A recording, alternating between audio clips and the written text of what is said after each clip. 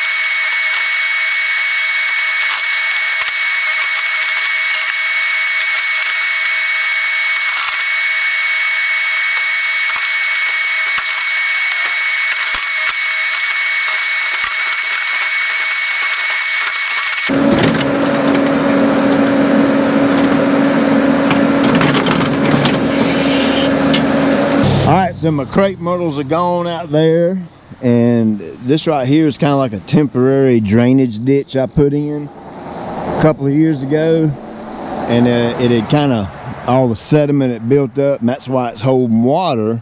So while I had the machine, I went on to open that back up. Of course, that's temporary. When I get out here and do the final work and everything, I'll neaten all that up, and I'm probably going to clean out some of this right here along this edge as well.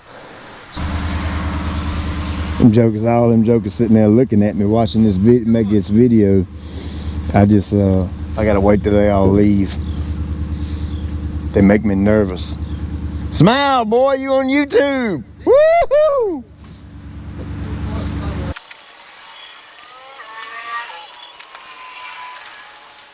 So hey, thank you for watching. It's always cool to have good buddies on your team to let you borrow cool stuff like this, because I obviously don't have any need for it, so it'd be crazy for me to buy one unless just a bunch of this kind of work fell in my lap. I got to get this back. I took a minute and kind of washed it off a little bit, and whenever I borrow something, I try to return it back as good as I got it or better. And of course, my little hose pipe up there and all that great, so it's got a little bit of mud still left on it, but that'll fly off going down the road. And so the project's coming along pretty good. Won't be long. I'll do that rough grading on it and put some grass seed on it, and got something real special for you I want to show you when I do that. So be sure to like, subscribe, and share, and tell all your buddies, because I'm telling you, you ain't gonna want to miss that. It's a pretty big deal.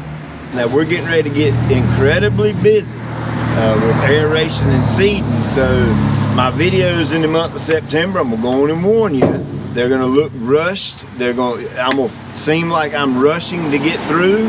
That's because I am. We have an incredible amount of yards to aerate and seed and get fertilized for the fall. And I run a seeding crew myself for 45 days from September to mid-October, and it's all I can do to sit down and have supper at night. I'm just that busy in that period of time. Hey, as always, I appreciate you watching, and get your back over right.